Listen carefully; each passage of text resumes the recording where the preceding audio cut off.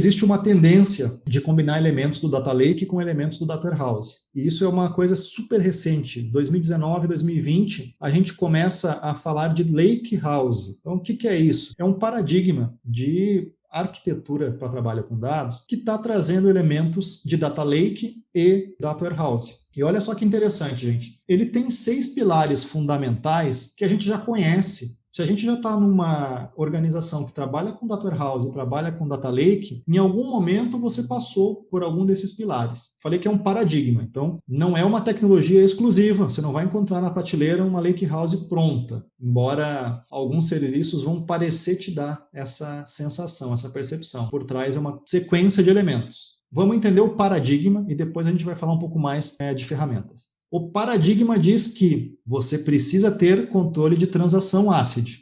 Quem tem isso tradicionalmente é um banco de dados relacional. Você precisa ter um esquema, tem que aplicar esquema. Tradicionalmente, banco de dados faz isso muito bem também. Formatos diversos e abertos, hoje em dia, banco de dados faz, Data Lake faz. Cargas de trabalho mistas, banco de dados costuma fazer mais carga de trabalho mista, Data Lake costuma fazer mais carga de trabalho analítica. Upserts e deletes paralelos. Então, a gente quer conseguir atualizar, escrever e apagar, e excluir dados do Data Lake em paralelo e de forma distribuída. Mas a gente não quer ter problema de inconsistência.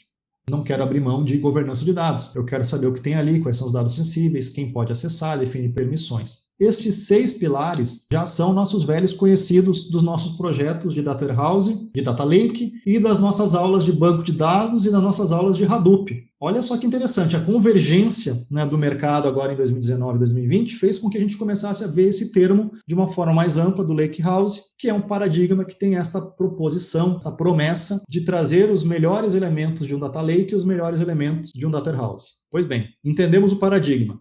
Aí eu vou falar da arquitetura. Aí olha só, a nossa arquitetura tem algumas promessas aqui também. Ela nasce com um Data Lake para todos os dados. Como eu conheço o Data Warehouse, na hora eu começo a pensar naquela área de stage, Então alguns de vocês também podem ter essa associação. Imediatamente acima da área de stage, a arquitetura Lake House tem uma camada transacional estruturada. E isso me faz lembrar do quê? De modelo semântico, de modelo dimensional de dados e de banco de dados. Só que além disso, aqui tem aquela proposta de quebrar entre processamento e armazenamento. Então, eu posso ter motores diferentes para consulta.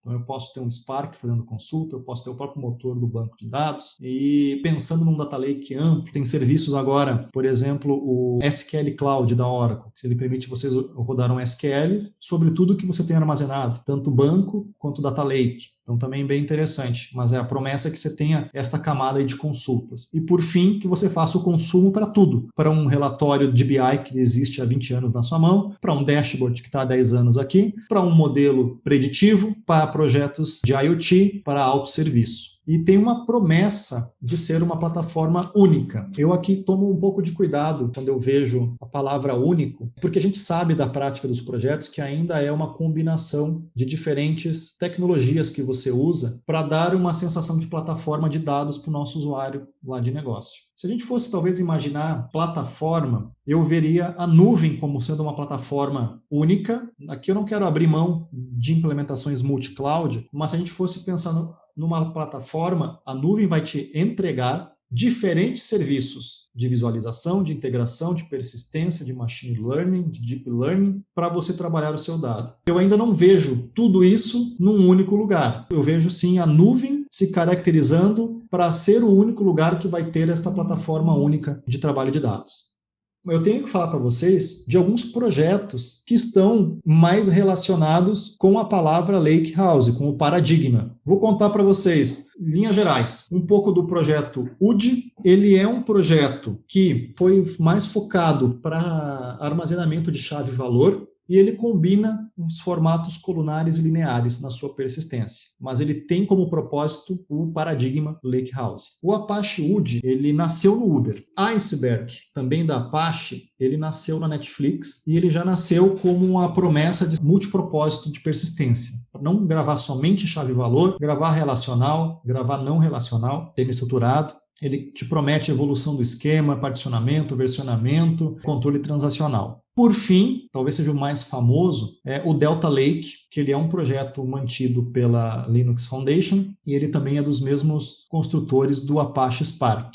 Então, ele também tem esta promessa de te entregar um Lake House. E quando a gente olha um pouquinho mais no detalhe, por exemplo, do Delta Lake, mais uma vez, eu acho que a gente se confronta com elementos que a gente já conhece, né? Então, a gente vê que tem uma camada ali de Data Lake e a gente vê tabelas. A gente vê ali um modelo semântico sendo aplicado, ou ainda a gente vê zonas de dados. Então, a gente sabe que o Data Lake moderno, ele existe, ele tem uma preocupação que você tenha dados brutos, dados preparados, informações curadas. Então, a gente vê uma combinação desses elementos aqui, que é a própria proposta do Data Lake. Porém, aqui eu chamo a atenção para o nível, né, de maturidade. A gente está falando de projetos super recentes. Então, o Delta Lake hoje, ele tem toda essa promessa, mas ele está na release 0.7.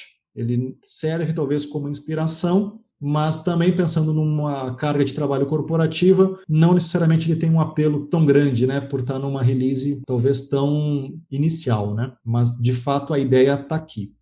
Vou deixar mais uma vez aqui meu contato, fiquem à vontade para me adicionar no LinkedIn. Esta apresentação de agora está disponível no meu GitHub, então esse QR Code do e-mail você consegue já fazer o download desse arquivo. E se você quiser acompanhar a trilha Inovação com Dados em Nuvem, entra no nosso grupo. A gente costuma fazer postagens quase que diárias lá de conteúdos em português. E até o nosso próximo evento.